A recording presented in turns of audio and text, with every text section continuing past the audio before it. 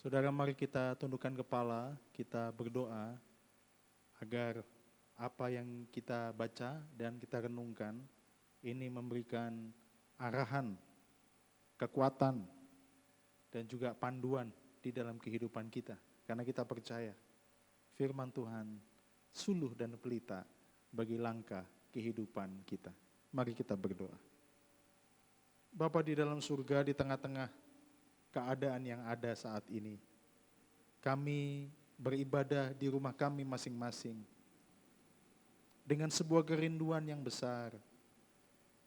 Kami mau tetap bersekutu dengan Tuhan, kami tetap mau menyembah Tuhan, dan kami tetap mau mendengarkan firman Tuhan. Engkau tahu kerinduan kami ya Tuhan, dan kami percaya Tuhan menyapa hidup setiap kami dimanapun kami berada dengan kebenaran firman-Mu ini. Dan kebenaran firman-Mu ini akan meneguhkan iman kami dan membawa kehidupan kami kepada kehidupan yang penuh dengan pengharapan. Berfirmanlah Tuhan kepada kami, karena kami anak-anak-Mu yang ada di tempat ini maupun yang ada di rumah masing-masing, siap untuk mendengarkan firman-Mu, memahami, menaruh di dalam hati. Dan kami bersedia pula untuk menjalankan kebenaran firman Tuhan ini di dalam langkah kehidupan kami. Di dalam nama Tuhan Yesus kami berdoa. Amin. Shalom, selamat pagi Bapak Ibu, saudara-saudara sekalian yang terkasih di dalam nama Bapa, Putra, dan Roh Kudus. Kita membaca firman Tuhan dari Lukas pasal yang ke-15, ayat 11 sampai dengan ke-32. Mari kita dengarkan pembacaan firman Tuhan ini, dan saya mengajak Bapak Ibu saudara-saudara untuk membacakan ayat-ayat ini bergantian.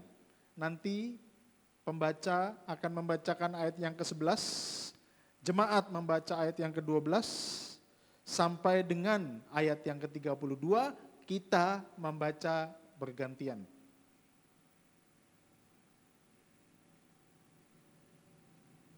Perumpamaan tentang anak yang hilang. Yesus berkata lagi, ada seorang mempunyai 2 anak laki-laki.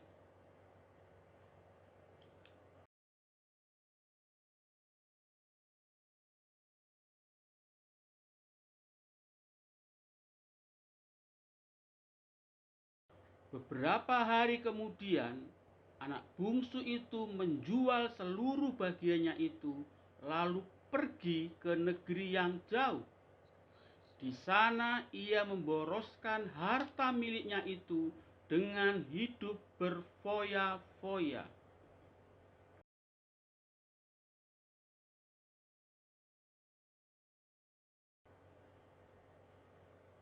Lalu ia pergi dan bekerja pada seorang majikan di negeri itu.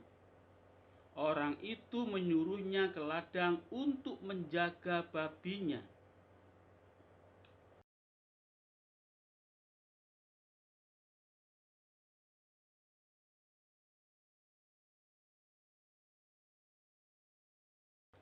Ia menyadari keadaannya, katanya, betapa banyaknya orang upahan bapakku yang berlimpah-limpah makanannya, tetapi aku di sini mati kelaparan.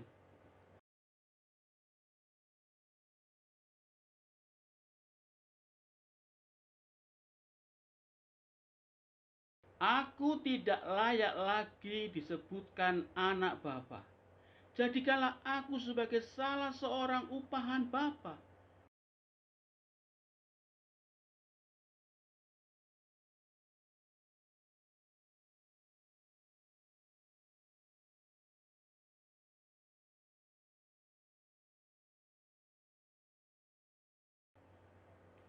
Kata anak itu kepadanya, Bapa, aku telah berdosa terhadap surga dan terhadap Bapa.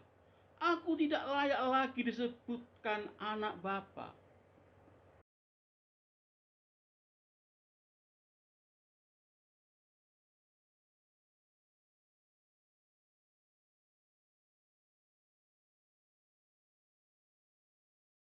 Dan ambillah anak lembu tambun itu, sembelilah dia, dan marilah kita makan dan bersukacita.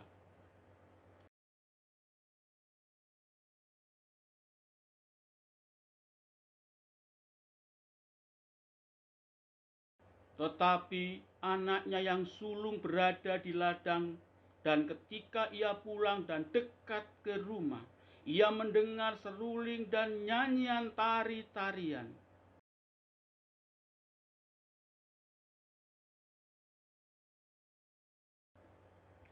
Jawab hamba itu, adikmu telah kembali dan ayahmu telah menyembelih anak lembu tambun, karena ia mendapatkannya kembali dengan sehat.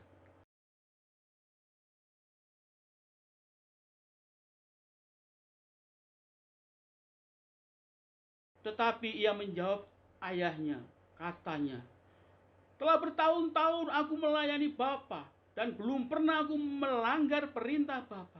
Tetapi kepadaku belum pernah Bapa memberikan seekor anak kambing untuk bersukacita dengan sahabat-sahabatku.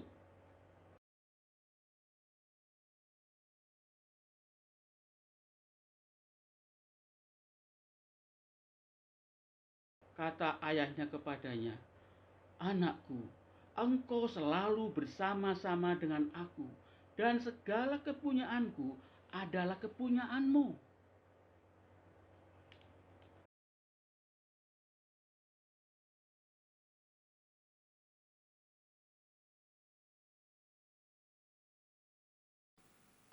Saudara-saudara sekalian, saya yakin satu hal nih. Ketika Bapak Ibu membuka HP di pagi hari, apa yang terjadi?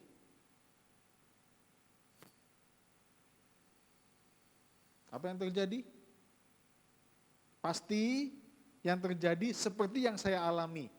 Ketika saya buka HP, terutama satu aplikasi, waktu saya buka pagi hari, tiba-tiba saya melihat bahwa pesan yang masuk itu hampir 1.000.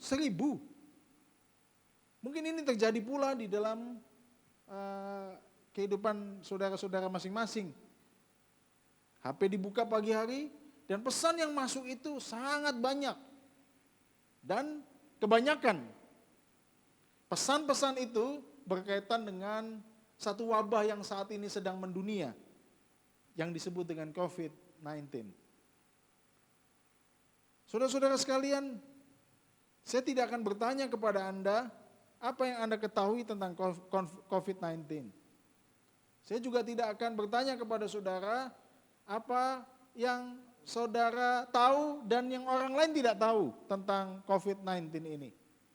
Saya juga tidak akan bertanya kepada saudara tentang arti lockdown, social distancing, dan apapun yang berkaitan dengan hal ini. Karena saudara mungkin lebih tahu daripada saya.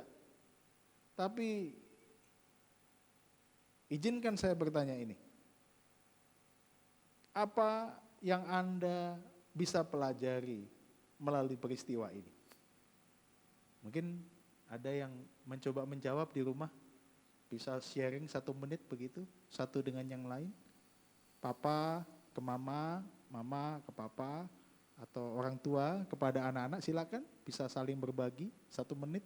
Apa yang Anda pelajari dari peristiwa ini?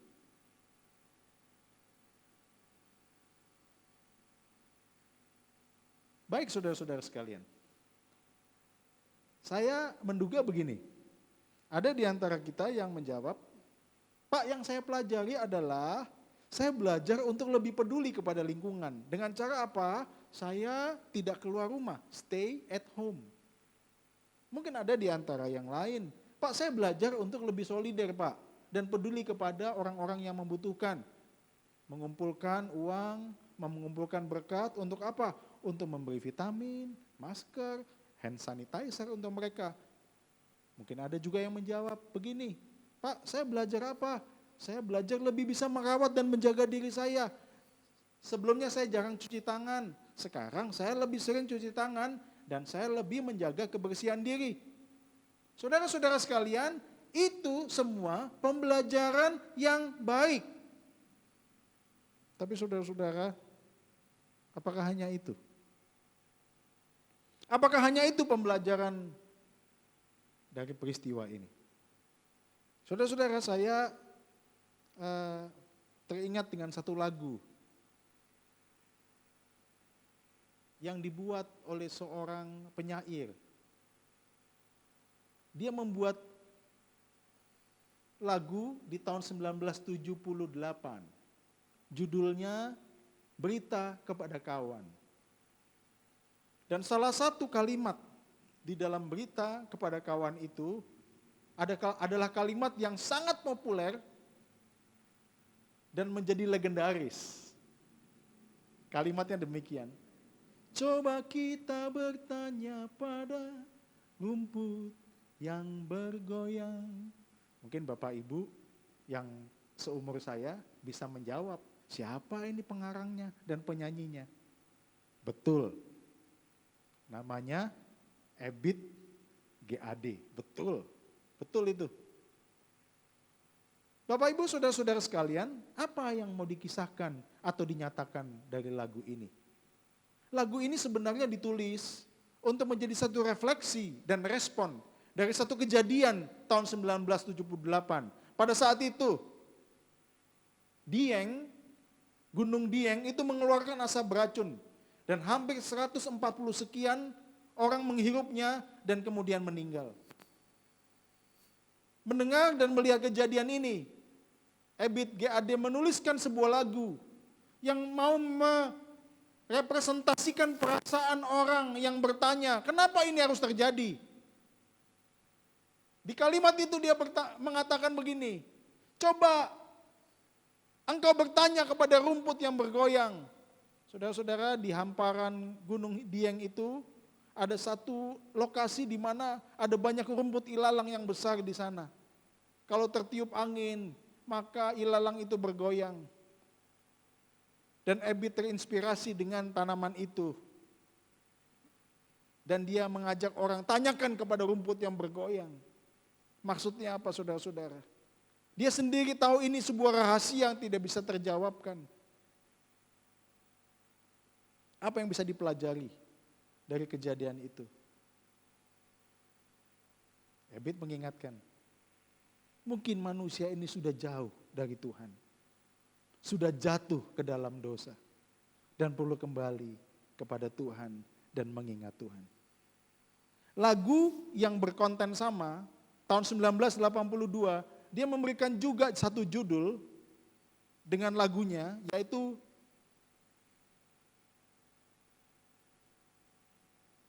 Sudah Waktunya. Saudara-saudara, dia menuliskan lagu ini untuk menjelaskan atau memberikan satu respon terhadap kejadian 1982. Kapan itu? Pada saat itu saudara-saudara yang terjadi adalah Gunung Galunggung meletus. Dan banyak korban dari letusan Gunung Galunggung ini. Kembali sang penulis lagu itu mencoba bertanya, mencoba belajar dari apa yang terjadi. Dan di dalam syairnya dia mengatakan, kita harus sujud datang kepada pencipta, mumpung masih ada waktu. Saudara-saudara, saya tidak ingin mendahului musibah, tragedi dari COVID-19 ini. Tapi apakah kita hanya belajar untuk kita lebih solider? Apakah kita hanya belajar untuk menjadi orang yang lebih peka terhadap lingkungan? Mari masukkan di dalam agendamu. Saya belajar apa? Kita belajar apa? Mari kita belajar bahwa peristiwa ini adalah alarm dari Tuhan untuk kita lebih dekat dan kembali padanya.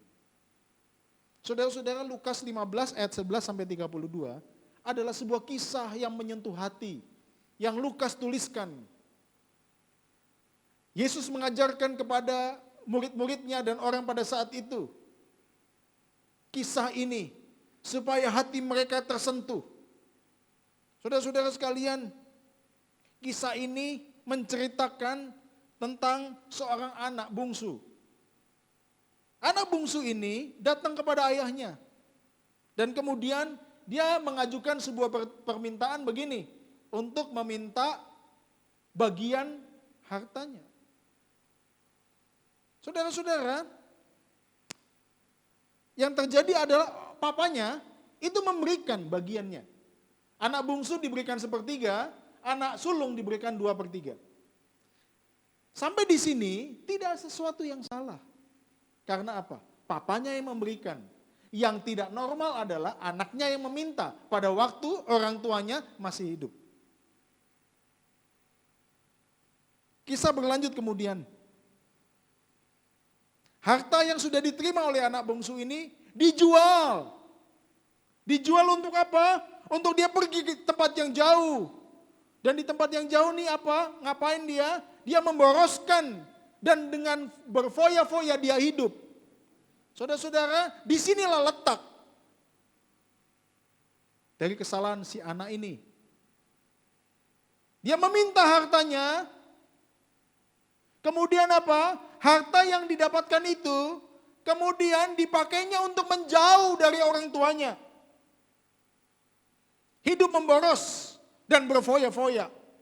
Saudara-saudara, ini bukan hanya merupakan sebuah pemberontakan, ini penghinaan kepada ayahnya. Harta yang sudah dia terima dijual. Kalau dijual untuk jadi modal usaha, rasanya tidak masalah. Tapi ini dijual untuk apa? Untuk dia menjauh dari orang tuanya. Kata menjauh ini penting sekali.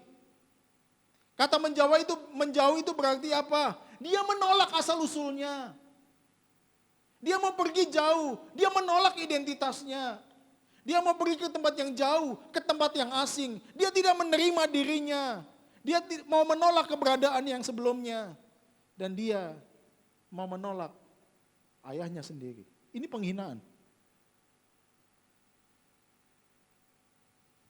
Saudara-saudara sekalian, berapa banyak orang menjauh dari Tuhan? Orang yang menjauh dari Tuhan, yang dibutakan oleh dosa. Dia sama sekali tidak menghargai apapun yang Tuhan berikan kepada hidupnya. Dia melakukan penghinaan kepada Tuhan, bukan hanya pemberontakan. Dan dia menyia-nyiakan semua apa yang Tuhan berikan untuk kepentingan dirinya sendiri. Inilah manusia yang berdosa. Buta, dibutakan oleh dosa dan menyia-nyiakan anugerah Tuhan.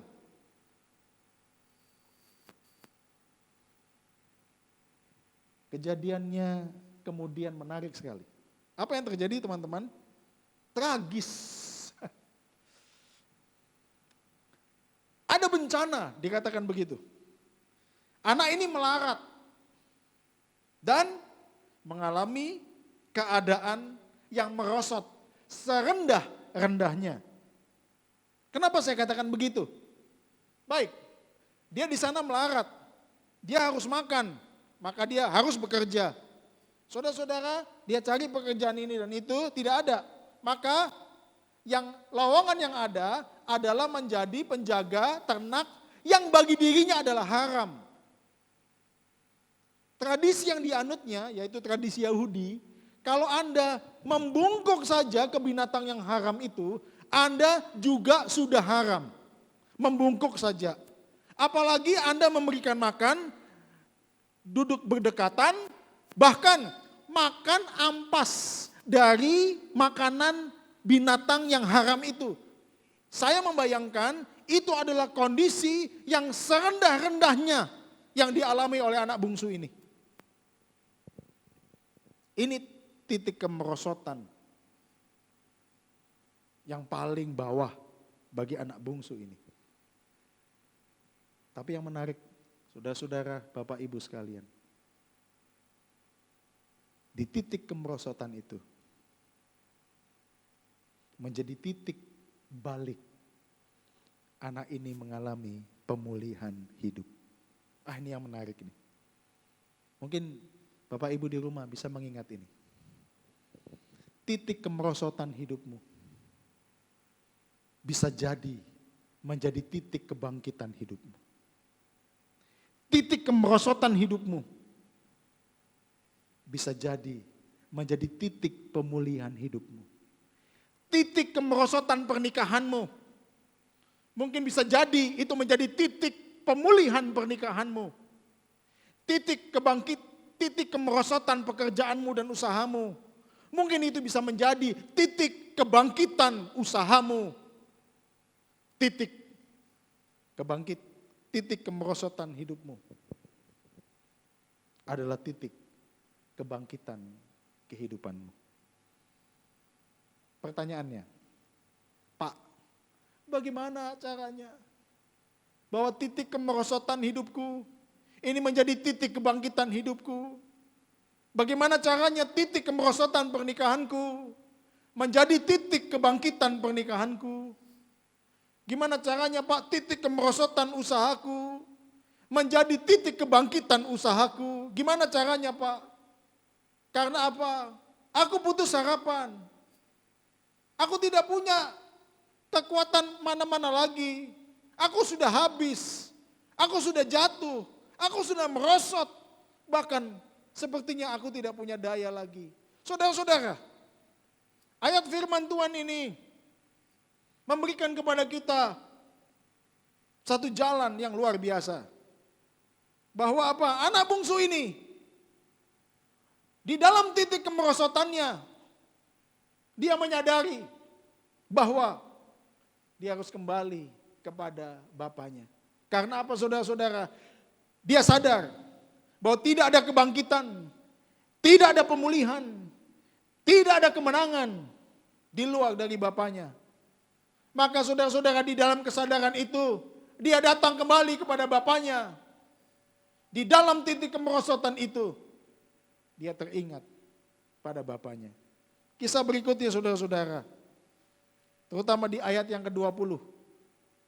Dikatakan begini, maka bangkitlah ia dan pergi kepada bapaknya. Ketika ia masih jauh, ayahnya melihatnya, lalu tergeraklah hatinya oleh belas kasihan. Ayahnya itu berlari mendapatkan dia, lalu merangkul dan mencium dia. Saudara, saya fokus kepada ayat 20 ini. Ya. Di sana ada kontras yang menarik kalau Anda perhatikan. Ya. Sebelumnya, ayat-ayat sebelumnya ada kata begini, pergi ke tempat yang jauh.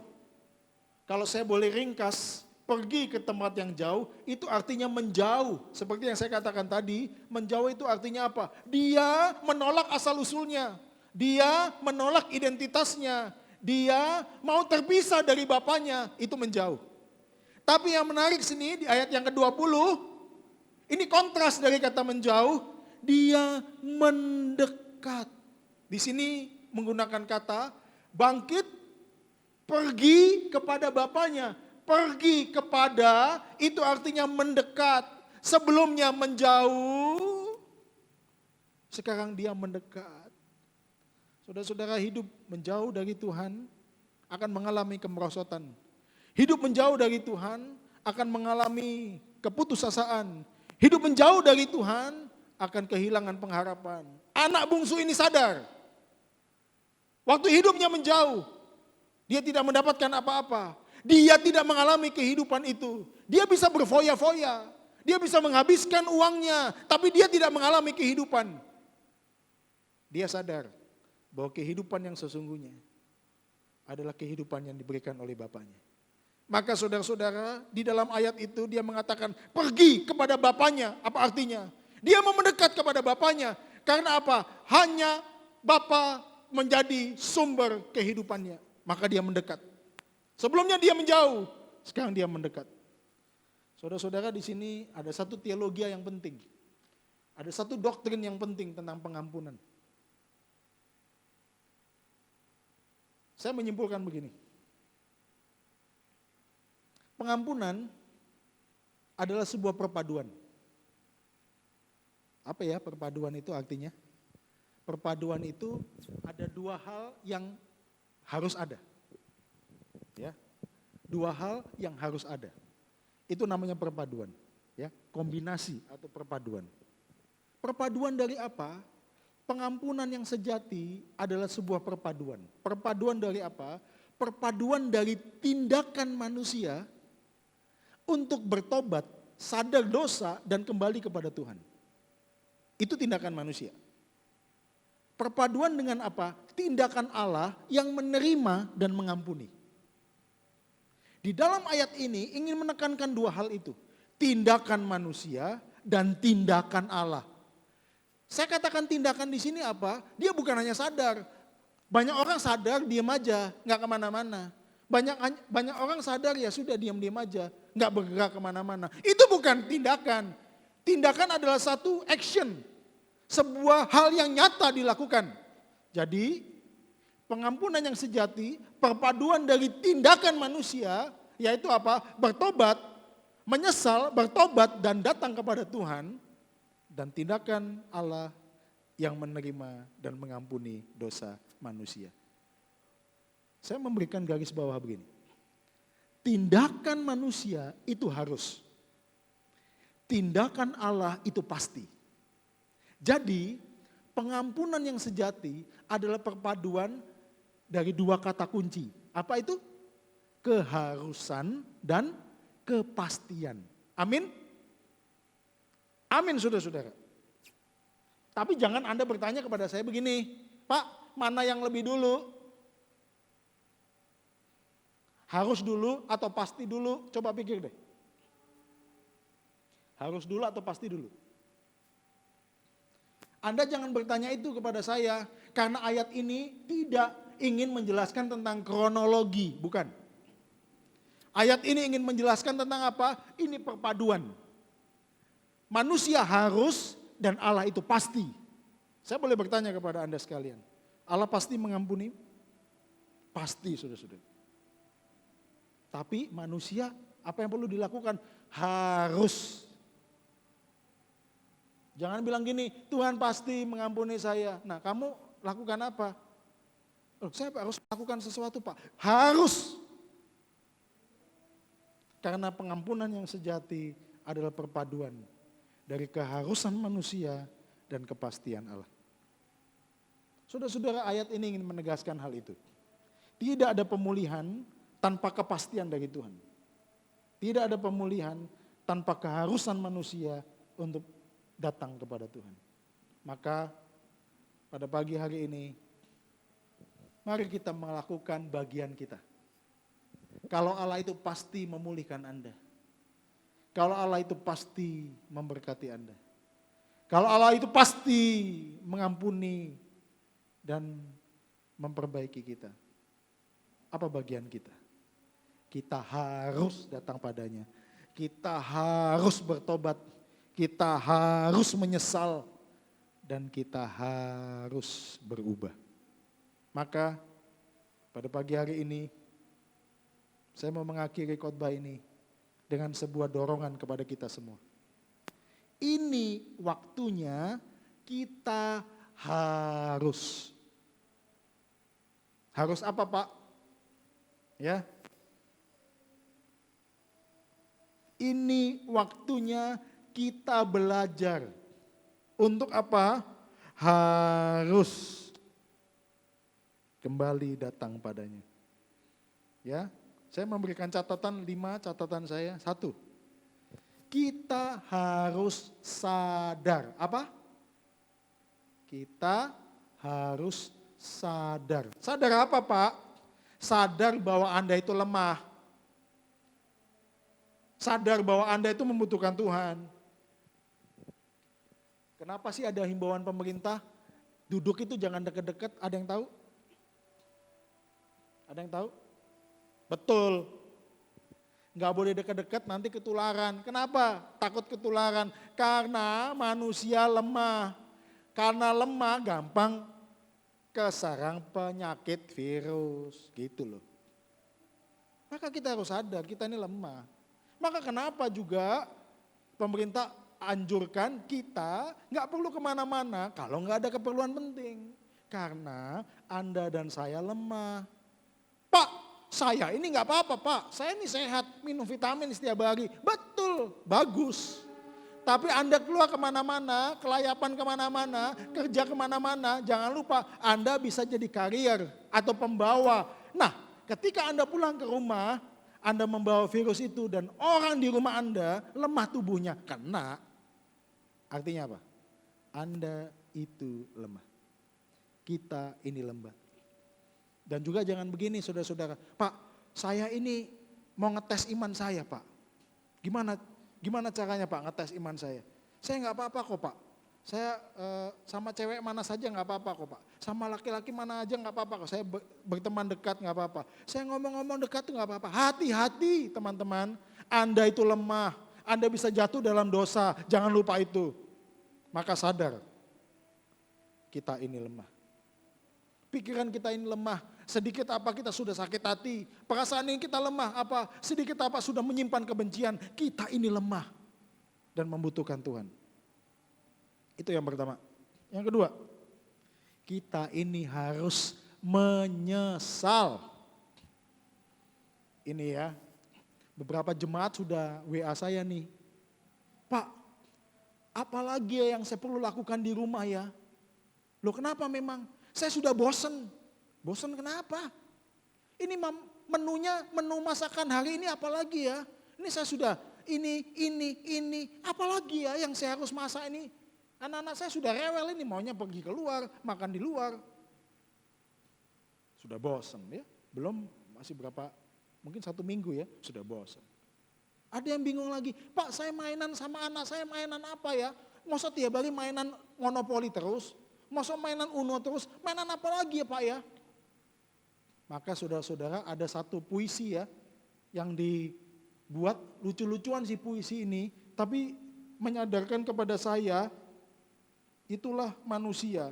Puisi ini tuh intinya berisi begini, semacam doa. Tuhan, berapa lama lagi virus corona ini membuat kami nggak bisa keluar rumah. Tuhan, berapa lama lagi kami harus di rumah dan tidak sekolah. Wah itu doa. Terus kalimat di bawahnya, Tuhan karena kami tidak tahan. Wah, tidak tahan kenapa? Tidak tahan karena orang tua kami nggak cocok jadi guru. Waduh. Saya waktu baca itu, saya langsung refleksikan atau lihat diri saya. Iya ya, saya juga gitu. Maka kadang-kadang kita itu jadi orang tua juga gak punya pengertian gitu. Kita salahkan guru lah, kita salahkan ini. Coba jadi guru sendiri, seminggu aja gak tahan. Di tengah-tengah kondisi ini banyak orang menyesal dan berkata begini kepada saya. Pak, saya menyesal Pak. Karena apa? Karena selama waktu-waktu hidup saya kurang memberikan waktu untuk keluarga. Saudara-saudara, kita harus menyesal. Kita harus menyesal karena apa? Karena kita sudah banyak membuang kesempatan. Kita sudah banyak membuang anugerah di rumah tangga kita. Nikmatilah kasih. Nikmatilah anugerah bersama dengan keluarga. Papa, mama, anak, orang tua, nikmatilah itu. Kita harus menyesal. Yang ketiga, saudara-saudara sekalian, kita harus mendekat kepadanya. Kalau engkau menjauh, stop. Kalau engkau sekarang ini dalam titik kemerosotan usahamu, mari datang kepadanya dan menjadi titik kebangkitanmu. Mungkin selama ini engkau membangun usahamu dengan pikiranmu sendiri, dengan kekuatanmu sendiri, dengan bergantung kepada manusia ini dan itu. Tapi di tengah kondisi macam ini, siapa yang engkau akan gantungkan, siapa yang engkau akan andalkan, semua lagi susah.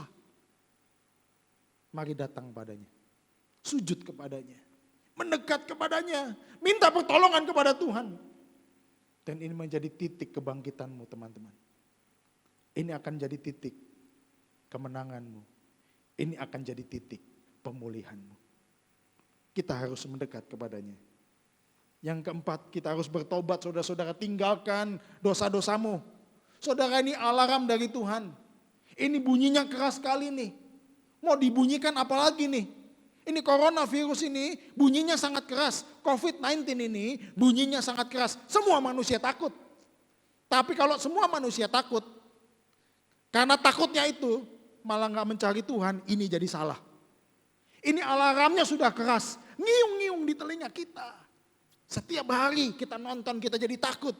Ini sudah jelas, Anda harus bertobat. Manusia harus bertobat. Datang pada Tuhan, datang kepada Yesus. Terima dia sebagai Tuhan dan Juru Selamat.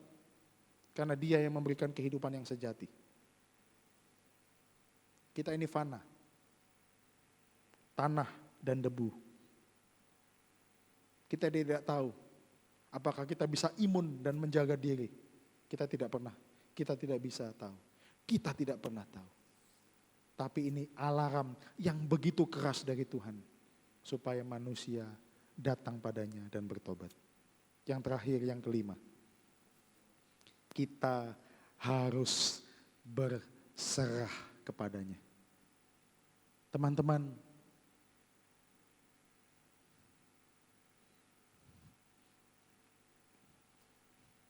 mungkin engkau saat ini sedang berlutut dan menggelengkan kepalamu. Karena apa? Karena engkau tidak tahu lagi apa yang harus engkau perbuat di dalam keadaan begini. Dolar katanya makin naik, posisi terakhir berapa tahu? Ini memutar usaha susah. Barangnya susah dapat di mana? Import susah. Semua susah. Rasanya semua tutup, jalannya tertutup. Beberapa pengusaha ini harus menggaji karyawan nih. Di tengah-tengah merosot 40%. Dia harus tetap menggaji karyawan. Beberapa usaha online, Grab atau Gojek, saya sebutkan ya, Gojek, Grab, menjerit karena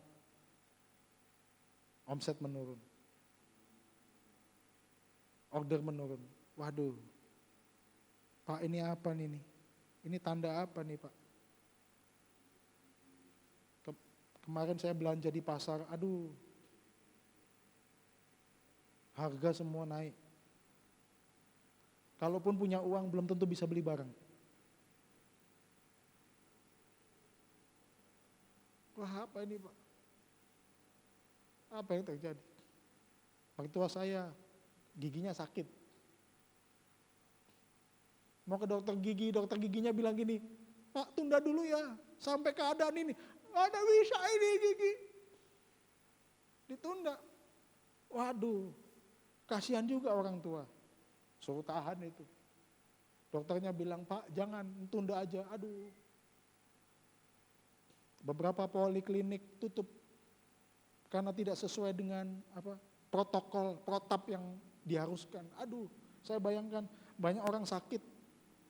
Banyak orang butuh dokter. Banyak orang butuh paramedis. Tapi di satu pihak dokter juga sedang capek. Dokter juga butuh istirahat. Lagi capek. Kalau enggak kondisi mereka drop. Kita lebih susah teman-teman. Kalau kita yang sakit enggak apa-apa. Kalau dokternya sakit. Aduh.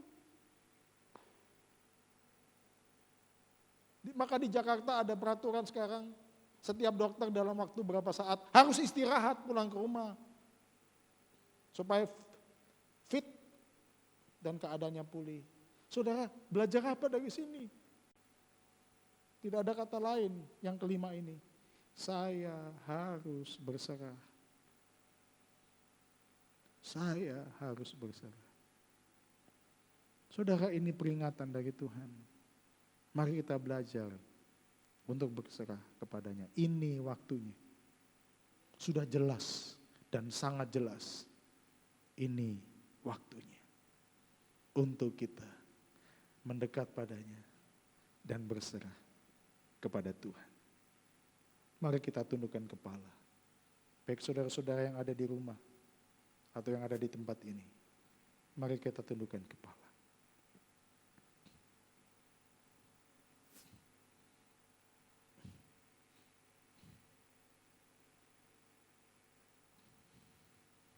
Siapakah di antara saudara yang saat ini, saat mendengar firman Tuhan, Tuhan mengetuk hatimu, Tuhan menjamah hatimu, Tuhan mengingatkan di dalam ingatanmu dan pikiranmu, dan Tuhan berbicara kepadamu, anakku, engkau harus datang padaku. Mungkin saat ini adalah titik kemerosotanmu, saudara-saudara. Baik di dalam pernikahanmu, baik di dalam usahamu, baik di dalam hidupmu. Ini titik kemerosotanmu. Waktunya untuk engkau datang mendekat, bertobat, menyesal, berubah, dan berserah kepadanya. Jika ada di antara saudara yang saat ini berkata di dalam hatimu, Tuhan, ini titik kemerosotanku. Peristiwa ini membuat aku sadar, aku tidak bisa apa-apa. Aku lemah, bahkan aku lumpuh. Untuk melakukan apapun aku juga tidak mampu. Aku hanya menggelengkan kepala karena tidak tahu berbuat apa. Kalau engkau disadarkan begitu, teman-teman, dan engkau berkata dan diingatkan, Tuhan, aku mau datang pada Tuhan dan berserah kepada-Mu. Silakan angkat tanganmu di rumahmu masing-masing. Katakan begini, Tuhan, biarlah titik ini, titik kemerosotan hidupku ini, jadi titik pemulihan hidupku. Jadi titik pemulihan keluargaku. Jadi titik pemulihan negaraku.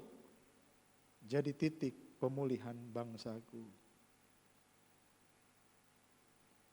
Kalau saudara berkenan dan saudara masih mampu atau sanggup, silakan Anda berlutut di rumah Anda masing-masing. Ajak anggota keluargamu untuk berlutut bersama. Sambil engkau berlutut, silakan engkau menengadahkan wajahmu ke atas dan angkat tanganmu. Katakan, Tuhan, kami datang kepadamu. Bapa, kami datang kepadamu. Kami menyesal. Kami mau bertobat. Dan kami mau berserah kepadamu. Pulihkanlah kami ya Tuhan. Pulihkanlah keluarga kami. Pulihkanlah pernikahan kami. Biarlah ada kebangkitan. Ada pengampunan. Ada pemulihan yang datangnya dari Tuhan. Oh Tuhan.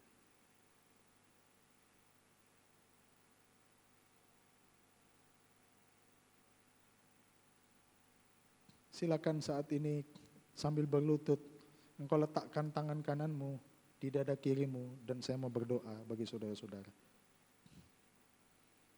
Ya Tuhan, engkau melihat setiap pribadi anak-anakmu. Mungkin saat ini dia tidak bisa datang ke gedung gereja. Tapi mereka semua berlutut di rumah mereka masing-masing bersama dengan anggota keluarga. Hamba-Mu berdoa untuk mereka. Engkau lihat hati mereka yang menyesal, yang sadar, yang mau mendekat padamu. Meskipun mereka ada di dalam titik kemerosotan hidup mereka, Tuhan, Engkau izinkan itu terjadi supaya mereka mendekat dan datang kepadamu. Tuhan, melalui peristiwa ini, sepertinya semua tertutup. Terima kasih Tuhan karena peristiwa ini adalah alarm dari Tuhan. supaya kami datang kepadamu dan mengandalkan Tuhan, satu-satunya Tuhan dan Juru Selamat kami. Tuhan, kami berdoa untuk setiap rumah tangga, untuk setiap usaha yang ada di dalam kemerosotan. Kiranya ini menjadi titik kebangkitan dan pemulihan hidup kami, baik keluarga kami, baik pernikahan kami, ataupun usaha kami. Maha besar Tuhan yang penuh dengan kasih, maha kasih dan maha murah Engkau ya Allah, yang memanggil kami untuk pulang, yang mencari orang berdosa, yang mengampuni orang berdosa, dan yang pasti memberikan pemulihan dan kemenangan. Di dalam nama Tuhan Yesus kami berdoa. Amin. Kiranya Tuhan memberkati saudara-saudara sekalian. Kiranya jalan kita tetap dipimpin oleh Tuhan di dalam jalan kemenangan ini. Namanya selalu dipuji dan ditinggikan. Dan Tuhan memberkati saudara. Dan kita menjadi berkat bagi banyak orang. Amin.